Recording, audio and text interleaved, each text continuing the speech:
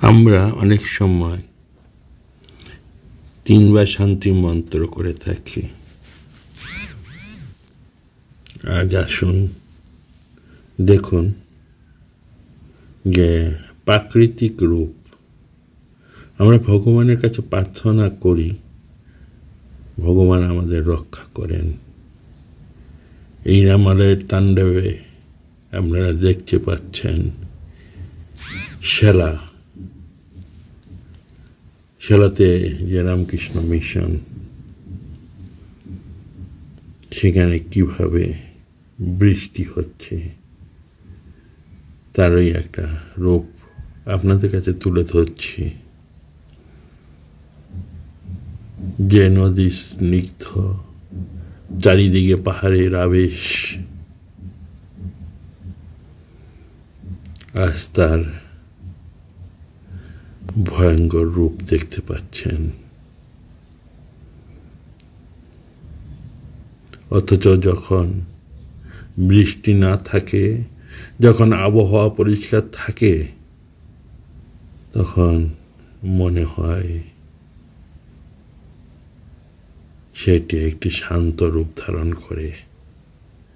মাটির তলার জিনিসটুকু পরিষ্কারভাবে দেখা যায়। এই হলো ভগবানের দেওয়া প্রদত্ত সুনীল মহারাজ। তিনি ওইখানে থাকেন, তিনি আমাকে এই ভিডিওটি পাঠিয়েছেন। এইটা মংস কোয়ার্টার। দেখুন কিভাবে নদী ফুসছে এবং কি স্পিডে জল যাচ্ছে। আর এটা দেখতে পাচ্ছেন আমাদের প্রধানমন্ত্রী এসেছেন, গণেশ মহারাজ, সঙ্গে পূজারী মহারাজ এখানকার।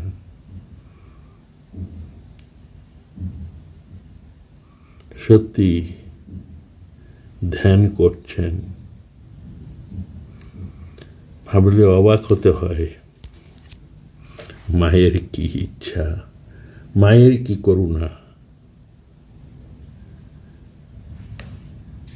সামনে আবার আমাদের ফলোহারিণী কালী পুজো। আমাদের যে যতই আমাদের নিকে সমালোচনা করুক, মা এক জায়গায় বলেছেন, যে সয় সে রয়। যে যা বলুক, মায়ের কৃপা সকলের উপরেই থাকে। হয়তো আমরা বলতে ভুল করি, হয়তো আমরা অনেক সময় নিজেরাই বুঝতে পারি না, অজান্তে বলে থাকি। আপনারা রেমলের তাণ্ডব দেখেছেন, কিভাবে বিভিন্ন জায়গায় বিভিন্ন অনেক ক্ষতি হয়েছে, তবে অল্পের উপর দিয়ে। যাই হোক, এভাবে তো আসবে, যাবে, চলবে, জগতের মতো চলবে। স্বামীজির একবার ভাবনা হয়েছিল, স্বামীজি যখন ক্ষীরভবানীতে গেছেন, মন্দিরের একটা জীর্ণদশা মন্দির দেখে মনে মনে ভাবছিলেন, যদি এইটাকে সংস্কার করা যায়, এটাকে পুনর্নির্মিত করা যায়। মা তাকে ভিতর থেকে বলতে লাগলেন, তুমি করার কি, যে নির্মাণ করেছেন তিনিই করবেন। তারপরে স্বামীজি আস্তে আস্তে আস্তে আস্তে করে তার অদ্ভুত পরিবর্তন এলো। মা ছাড়া আর কিছুই বলতেন না। এমনকি স্বামীজিকে মাতৃরূপে নিজের মাকে যেমন ভালোবাসতেন, সারদা মাকে দেবী রূপে আরাধনা করতেন এবং মায়ের যে কোনো আদেশ তিনি মাথা পেতে নিতেন। আমরা জানি এক একজন জনৈক চাকর কাজ করত, চাকর বলা ভুল, যারা আমরা সকলেই চাকর কথাটি ঠিক নয়, আমরা সকলেই মায়ের কাজ করি, মায়ের সেবক। তা সে কোনো কারণে ভুল কাজ করেছে, সঙ্গে সঙ্গে সে কি করলো, ছেড়ে দিয়ে মায়ের কাছেই চলে গেল। মা আবার জনৈকে সেবককে বললেন, সঙ্গে সঙ্গে সেই সেবক স্বামীজিকে বলল, স্বামীজি সুগা বলে ডাইরেক্ট সুপ্রিম কোর্টে চলে গেলে। অদ্ভুত অদ্ভুত মায়ের কৃপা। যাক, যখন মা বলছেন যখন যেমন তখন তেমন, যেখানে যেমন সেখানে তেমন, অর্থাৎ যে যা কিছু বলুক আপনারা জানবেন মা বলছেন যে আমি সবসময় যে আসবে না সকলের জন্য আমার আশীর্বাদ রইল। আমরা বাইরের দৃশ্য দেখে কখনো বিচলিত হবেন না, আমরা মায়ের কাজ ঠিকভাবে করে যাব। আমরা মায়ের আদর্শে, ঠাকুরের আদর্শে, স্বামীজির আদর্শে অনুপ্রাণিত। সামনেই ফলহারিণী কালী পুজো। জগৎজননী মহাশক্তিতে যেসব বিভিন্ন মূর্তিতে আরাধনা করা হয়, কালীরূপ তাদের অন্যতম। তন্ত্রমতে কালী আদিরূপিণী, আদ্যা শক্তি, সবকিছুই কারণ। ইচ্ছামাত্র তিনি এই চরাচর বিশ্ব সৃষ্টি করেছেন, আবার প্রলয়কালে তিনি সংহার করেছেন। জগৎ সংহারক মহাকাল তারই একটি রূপ মাত্র। মহাকাল বিশ্ব গ্রাস করেন, আর তিনি গ্রাস করেন মহাকালকে, তাই তিনি কালী। সগুণ ব্রহ্মের সৃষ্টি, স্থিতি ও বিনাশ, এই তিন ভাবের একত্র প্রকাশ কালী রূপের বৈশিষ্ট্য। কালী রূপও অনেক, তিনি নানাভাবে নানা লীলা করছেন। তিনি মহাকালী, নিত্যকালী, শ্মশানকালী, রক্ষাকালী, শ্যামাকালী। ফলহারিণী এই বহুরূপিণী কালীরই অন্যতম একটা রূপ। সাধকের কর্মফল হরণ করেন, তাই তিনি ফলহারিণী। সেই জন্য বোধহয় কর্মফলের প্রতীক হিসাবে দেবীকে নানাবিধ ফল নিবেদন করবার বিধান, পূজায় বিধান আছে। জ্যৈষ্ঠ পঞ্চদশ্যাং বহু ফলাদ্য উপহারই পূজনীয়া, অর্থাৎ জ্যৈষ্ঠ মাসের অমাবস্যায় সাধক নানাবিধ ফলের উপহার সহযোগে দেবীর পূজা করবেন। অপর একটি বিধানও উক্ত মতের সমর্থন পাওয়া যায়। সেখানে আছে জ্যৈষ্ঠ মাসের অমাবস্যায় বিশেষভাবে নানাবিধ ফল দিয়ে কালিকা দেবীর পূজা করতে হয়। এভাবে ফল নিবেদনের একটি বাহ্য ব্যবহারিক দিকও আছে। জ্যৈষ্ঠ মাস আমাদের দেশে আম, জাম, লিচু, কাঁঠাল ইত্যাদি ফলের মরশুম। সাধক নিজেদের ইষ্টদেবীকে, যিনি আপনার হতেও আপনার, জীবনের সর্বস্ব, তাকে এই সময় উপযোগী উপাদিও নানাবিধ ফল দিয়ে আপ্যায়িত করবেন। এটা খুবই স্বাভাবিক। যাই হোক, দেবী একদিকে যেমন ফলহারিণী, সাধকের কর্মফল হরণ করেন, বিনাশ করেন, অপরদিকে আবার অভীষ্ট ফলদায়িনীও কর্মফল হরণ করেন। সাধককে তার অভীষ্ট ফল, মোক্ষ ফল প্রদান করেন। ফলহারিণী কালীর পূজা হয় জ্যৈষ্ঠ মাসের অমাবস্যায় মহানিশায়। জ্যৈষ্ঠ মাসের অমাবস্যায় মহানিশায় সাধক নানা দ্রব্যের উপহার সহযোগে শ্রী শ্রী কালিকা দেবী পূজা করবেন। উক্ত তন্ত্রেই আবার এই পূজার অন্যরূপ বিধানও আছে। সেই মাসেরই, অর্থাৎ জ্যৈষ্ঠ মাসের পূর্ণিমার অর্ধরাত্রে লক্ষ্য ফল উপচারে অসমর্থ হলে যথাশক্তি ফল নিবেদন পূর্বক কালিকা দেবীর পূজা করবেন। দ্বিবিধ বিধান থাকলে প্রথমোক্ত বিধানই, অর্থাৎ জ্যৈষ্ঠ মাসের অমাবস্যার পূজা রীতি বহুল প্রচলিত। শ্রীরামকৃষ্ণ সঙ্গে ফলহারিণী কালী পূজা দিনটি একটু বিশেষ তাৎপর্য আছে। 1280 সালের ফলহারিণী পূজার পূর্ণ দিনটিতে শ্রীরামকৃষ্ণ তাঁর সাধক জীবনের একটি বিশেষ ব্রত উদযাপন করেন। ব্রতটি উদযাপিত হয় বিচিত্র এক পূজা অনুষ্ঠানের মধ্য দিয়ে। ওই দিন তিনি শ্রী মা সারদা দেবীকে ষোড়শী রূপে পূজা করে আপনার সহিত সাধনার ফল জপের মালা প্রভৃতি সর্বস্ব শ্রী দেবী পাদপদ্মে চিরকালের নিমিত্ত বিসর্জন পূর্বক মন্ত্র উচ্চারণ করিতে করিতে তাহাকে প্রণাম করিলেন। মূর্তিমতি বিদ্যারূপিণী মানবীর দেহ অবলম্বনে ঈশ্বরীয় উপাসনা পূর্বক ঠাকুরের সাধনায় পরিসমাপ্তি হইল। তাহার দেব মানবত্ব সর্বত্রভাবে সম্পূর্ণতা লাভ করিল। এই দিনে কালী পূজা তো হই, তবে শ্রীরামকৃষ্ণ কর্তৃক মূর্তিমতি বিদ্যারূপিণী শ্রীমা সারদা দেবী দেহ অবলম্বনে আদ্যাশক্তিকে ষোড়শী রূপে পূজা করার বিচিত্র এই ঘটনায় ফলহারিণী কালী পূজাকে শ্রীরামকৃষ্ণের সঙ্গে একটি বিশেষ তাৎপর্য এনে দিয়েছে। আর শ্রী রামকৃষ্ণের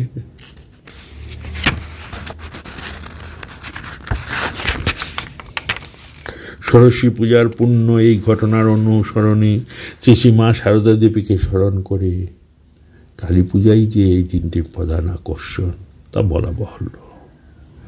প্রসঙ্গত উল্লেখ্য যে ষোড়শী দশমহাবিদ্যার অন্যতম রূপ। তন্ত্র সাধনকালে শ্রীরামকৃষ্ণ জগন্মাতার বহু প্রকার মূর্তির দর্শন লাভ করেছিলেন। সে প্রসঙ্গে তিনি বলতেন, ওই মূর্তি সমূহের সকলগুলোই অপূর্ব স্বরূপা হইলেও শ্রী শ্রী রাজরাজেশ্বরী বা ষোড়শী মূর্তির সৌন্দর্যের সহিত তাহাদিগের রূপের তুলনা হয় না। আর বলতেন, ষোড়শী বা ত্রিপুরা মূর্তির অঙ্গ হইতে রূপ সৌন্দর্য গলিত হইয়া চতুর্দিকে পতিত ও বিচ্ছরিত হইতে দেখিয়েছিলাম। শ্রীরামকৃষ্ণ সঙ্গে ফলহারিণী পুজোর দিনটি আরেকটি ব্যঞ্জনা রয়েছে। একদিকে যেমন শ্রীমা সারদা দেবী দেবী মানবত্বের পূর্ণ বিকাশের দ্বারোদ্ঘাটন শুভদিন, অপরদিকে ভাবি শ্রীরামকৃষ্ণ সঙ্গের অধিষ্ঠাত্রী দেবীর প্রতিষ্ঠা দিবস, শুভ অভিষেকের দিনও বটে। তাই লক্ষ্য করা যায় সেদিন পূজাকালে শ্রীরামকৃষ্ণ মন্ত্রপুত্র জল নিয়ে শ্রীমাকে যথাবিধানে অভিষেকতা করিলেন, প্রার্থনা করিলেন, হে বালে, হে সর্বশক্তির অধীশ্বরী মাতা ত্রিপুরা সুন্দরী, সিদ্ধি দ্বার উন্মুক্ত করো। ইহার শ্রীমার শরীর মনকে পবিত্র করিয়া ইহাতে আবির্ভূত হইয়া সর্বকল্যাণ সাধন করো। শ্রীমা সারদা দেবী মানবিত্বের রুদ্ধদ্বার উন্মুক্ত হল এবং সঙ্গে সঙ্গে আত্মনমোক্ষার্থং জগদ্ধিতায় চ উৎসর্গিত ভাবি শ্রীরামকৃষ্ণ সঙ্গের অধিষ্ঠাত্রী দেবীরূপে অধিষ্ঠিতা থেকে যে তিনি সতত সর্বকল্যাণ সাধন করবেন, দিনটি তারও শুভ সূচক। জীবনে যারা ঈশ্বরে বই আর অন্য কিছু জানেন না, হেন অবতারের পুরুষের আচরণ বিধিবদ্ধ করা সীমিত বুদ্ধি মানুষের পক্ষে পায় দুঃসাধ্য। তাদের এই জীবনেই একদিন যেমন শাস্ত্রকে সমর্থন করে, অপরদিকে তারা শাস্ত্র বিধিরও পারে। সাধকের অনুভবেই শাস্ত্রের প্রতিষ্ঠা। তথাপি ঠাকুরের জীবনে কোনো ঘটনাই যে নিরর্থক হয়নি, একথা আমরা যতই বিচার করিয়া দেখি ততই বুঝিতে পারি। স্বামী শারদানন্দজির এই উক্তির পরিপ্রেক্ষিতে সঙ্গের অধিষ্ঠাত্রী দেবীর প্রতিষ্ঠা দিবসের তাৎপর্যটি আমাদের বুদ্ধির সামর্থ্য অনুযায়ী বুঝবার চেষ্টা করব। তত্ত্বটি বুঝবার জন্য আমরা আবার শ্রীরামকৃষ্ণের ষোড়শী পূজার ঘটনায় ফিরে আসি। পূজার দুটি ব্যতিক্রম বিশেষভাবে লক্ষণীয়। প্রথমত, সাধারণ রীতি অনুযায়ী সুপ্রচলিত প্রতীকে অর্থাৎ ঘট পট মূর্তি বা যন্ত্রে দেবীর অধিষ্ঠান কল্পনা করে পূজা না করে পূজা অনুষ্ঠিত হলো এক মানবীর দেহ অবলম্বনে, তাতে আদ্যাশক্তির অবতরণ ঘটিয়ে। প্রসঙ্গত উল্লেখ্য যে মূর্তি বা বস্তুতে পূজ্য দেবতার অধিষ্ঠান কল্পনা করা হয়, সেই মূর্তি বা বস্তু পূজা সেই দেবতার প্রতীক অথবা প্রতিমা। মানব প্রতিমায় পূজার রীতি বহুল প্রচলিত না হলেও একবারে অপ্রচলিত নয়। মানব প্রতিমায় কুমারী পূজা একটি সুপ্রচলিত শাস্ত্র অনুমোদিত রীতি। দ্বিতীয়ত, দক্ষিণাকালে কালীর পূজা না করে শ্রীরামকৃষ্ণ পূজা করলেন সর্বসিদ্ধি প্রদায়িনী ত্রিপুরা সুন্দরী ষোড়শীর। কালীর ফলহারিণী রূপে কোনো ধ্যান মন্ত্র বা পৃথক পূজাবিধি নেই। অর্ধরাত্র পূজার মুখ্যকাল, স্থল দীপান্নি তাওৎ পূজা প্রকরণ ও ব্যবস্থা গ্রাহ্য। স্বতন্ত্র শুধু উপচার নিবেদনের বেলাতে। অন্যান্য বহুবিধ উপচার নিবেদনের সঙ্গে নানাবিধ গোটা ফল দেবীকে নিবেদন করাই এই পূজার বৈশিষ্ট্য। সর্বাত্ম সাধক প্রকৃত বৈদিক ধর্মের প্রবক্তা আচার্য শঙ্কর ভারতের এক প্রান্ত থেকে অপর প্রান্ত পর্যন্ত পরিভ্রমণ করে শুধু ধর্ম প্রচার করেই ক্ষান্ত হননি, তার রক্ষণেরও একটি স্থায়ী সুপরিকল্পিত ব্যবস্থা করে গিয়েছেন। তার এই মহৎ উদ্দেশ্য কার্যকরী করবার মানসে ভারতের চার প্রান্তে, দক্ষিণে তুঙ্গাভদ্রা নদীর তীরে শৃঙ্গেরি মঠ, পূর্ব পুরীতে গোবর্ধন মঠ, পশ্চিমে দ্বারকায় সারদা মঠ প্রভৃতি বৌদ্ধিকাশ্রমের নিকট জ্যোতি মঠ, চারটি মঠ স্থাপন করে তিনি চারজন সুযোগ্য শিষ্যের উপর মঠগুলো পরিচালনার দায়িত্ব অর্পণ করেন। সন্ন্যাসীদের সংঘবদ্ধ করে তাদের সুষ্ঠুভাবে পরিচালনার জন্য এই চারজন মঠাধীশের নেতৃত্বে সন্ন্যাসীদের চার ভাগে বিভক্ত করে ভারতের চার অংশে তাদের কর্মক্ষেত্র নির্দিষ্ট করেছেন। এইসব সন্ন্যাসীদের পরিচিত পুরী, গিরি, ভারতী, তীর্থ, বন, অরণ্য, পর্বত, আশ্রম, সাগর ও সরস্বতী। এই দশটির কোনো একটি নামে, তাই তারা 10 নামে সন্ন্যাসী নামে পরিচিত। শিষ্যদের প্রতি আচার্যের নির্দেশ আছে দ্বারকাধাম, পুরীধাম,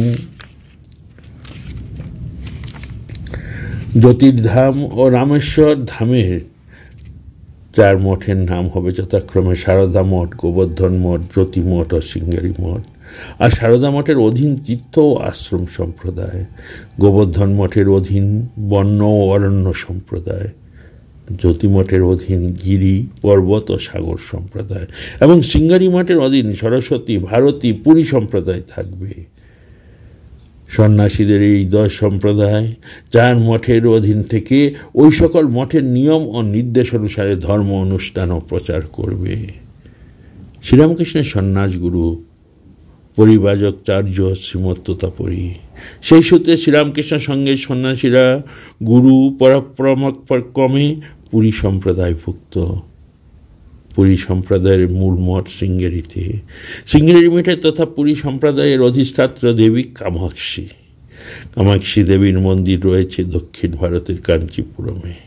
সেখানে দেবী ষোড়শী মূর্তি প্রতিষ্ঠিত। আচার্য শঙ্কর সেখানে শ্রীযন্ত্র প্রতিষ্ঠা করে যন্ত্রপুরী এক মন্দির নির্মাণের ব্যবস্থা করেন এবং দেবীর বিধিসম্মত নিত্য পূজার প্রবর্তন করে যান। আগেই বলা হয়েছে রামকৃষ্ণের সঙ্গে সন্ন্যাসীরা পুরী সম্প্রদায়ভুক্ত এবং পুরী সম্প্রদায়ের অধিষ্ঠাত্রী দেবী কামাক্ষী, যার উপর নাম ষোড়শী, ত্রিপুরা সুন্দরী, রাজরাজেশ্বরী বা শ্রীবিদ্যা। আচার্য শঙ্কর যে দেবী শ্রীবিদ্যাকে কামাক্ষী নামে কাঞ্চিপুরমে প্রতিষ্ঠা করেছিলেন, শৃঙ্গেরি মঠে তিনি বিরাজমান শ্রীযন্ত্রী মঠের অধিষ্ঠাত্রী দেবী রূপে, আর তাকে শ্রীরামকৃষ্ণ এই যুগে প্রতিষ্ঠা করলেন শ্রী মা সারদা দেবী রূপে জীবন্ত প্রতিমাতে। ভাবি শ্রীরামকৃষ্ণ সঙ্ঘকে সতত নিয়ন্ত্রিত ও পরিচালিত করবেন বলে। এখানেই পূজার পূর্ব উল্লেখিত আপাতদৃষ্ট ব্যতিক্রম দুটির সামঞ্জস্য এবং শ্রী মা সারদা দেবীকে সরস্বতী রূপে পূজা করবার সার্থকতা। শ্রী মা সারদা দেবী সম্বন্ধে শ্রীরামকৃষ্ণের একটা মন্তব্য আলোচ্য প্রসঙ্গে বিশেষ অনুধাবনযোগ্য। তিনি বলেছিলেন, ও সারদা, সরস্বতী জ্ঞান দিতে এসেছে। এই জ্ঞানদায়িনী মহাবুদ্ধিমতী। ও কি যেসে, ও আমার শক্তি। কাজেই এই মহাপূজায় শ্রী মা সারদা দেবীর রূপ জীবন্ত প্রতিমা যে সর্বশ্রেষ্ঠ আধার, তাতে সন্দেহ নেই। বিচিত্র পূজার বিচিত্র প্রতিমা। শ্রীরামকৃষ্ণ এত সব চিন্তা করে কোনো পূর্ব পরিকল্পনা অনুযায়ী সরস্বতী পূজা করেননি, আর করবেনই বা কী রূপে। ঈশ্বরের প্রতি সম্পূর্ণ নির্ভর করিয়া যাহারা জীবনে প্রতিক্ষণ প্রতিকার্য করিতে অভ্যস্ত হইয়াছেন, তাহারা স্বয়ং মতলব আডিয়া কখনো কোনো কার্য অগ্রসর হন না। আত্মকল্যাণ বা অপরের কল্যাণ সাধন করিতে তারা আমাদিগের নিয়ে পরিচ্ছন্ন, ক্ষুদ্র বুদ্ধির সহায়তা না লইয়া শ্রী ভগবানের বিরাট বুদ্ধির সহায়তা ও ইঙ্গিতের প্রতীক্ষা করিয়া থাকেন। কাজেই শ্রী ভগবানের ইচ্ছাই যে স্বাভাবিকভাবেই শ্রীরামকৃষ্ণ জীবনে এসব ঘটেছে তা বলা নিষ্প্রয়োজন। স্বাভাবিকভাবে ঘটে থাকলেও তার জীবনের প্রতিটি ঘটনাই যে বিশেষ তাৎপর্যবহ, তার অন্যতম নিদর্শন শ্রী মা সারদা দেবীকে ষোড়শী রূপে পূজা করার ঘটনা। তাকে ষোড়শী রূপে পূজা করে শ্রীরামকৃষ্ণ একদিকে যেমন শ্রী শ্রী সারদা দেবীর পূর্ণ বিকাশের দ্বার অর্গল মুক্ত করেছিলেন, অপরদিকে আনুষ্ঠানিকভাবে তাকে প্রতিষ্ঠা করেছিলেন ভাবী সঙ্গের অধিষ্ঠাত্রী দেবী রূপে।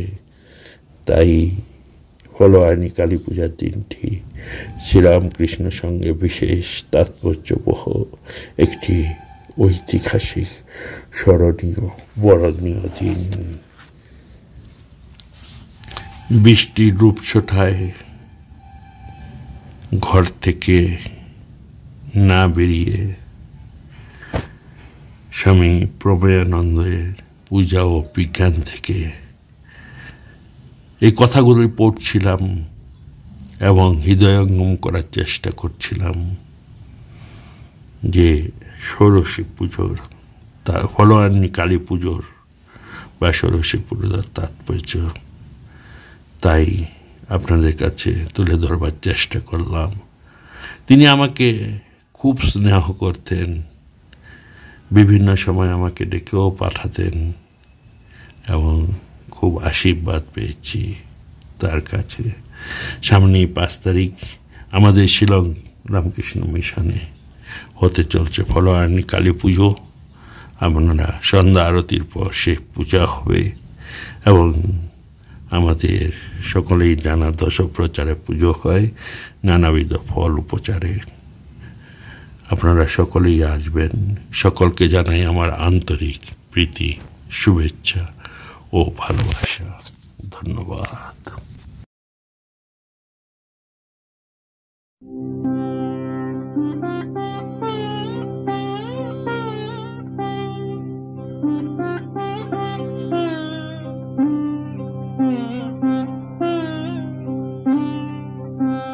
শ্যামা মা কি আমার কালো রে, শ্যামা মা কি আমার কালো। লোকে বলে কালি কালো, আমার মন তো বলে না কালো রে। কালো রূপে দিগম্বরী, কালো রূপে দিগম্বরী, হৃদি পদ করে মোরালো রে। শ্যামা মা কি আমার কালো।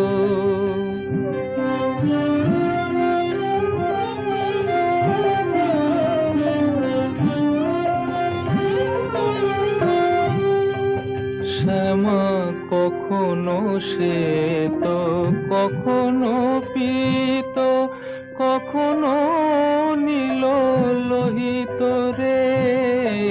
কখনো শ্বেত, কখনো পীত, কখনো নীল লোহিত রে। মায়ের সে ভাব কেমন বুঝিতে না পারি, সে ভাব কেমন বুঝিতে না পারি। ভাবিতে জনম গেল রে, শ্যামা মা কি আমার কালো।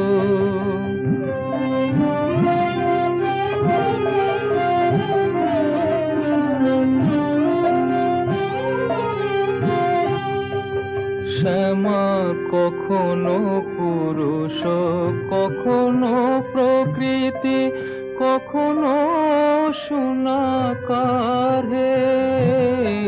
কখনো পুরুষ, কখনো প্রকৃতি, কখনো সোনাকার হে।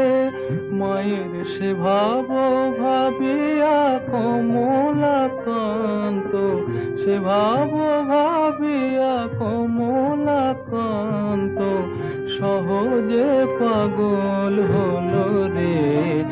শ্যামা মাকে আমার কালো কালো রূপে দিগম্বরী, কালো রূপে দিগম্বরী, দিদি পদ করে মোরালো রে শ্যামা মা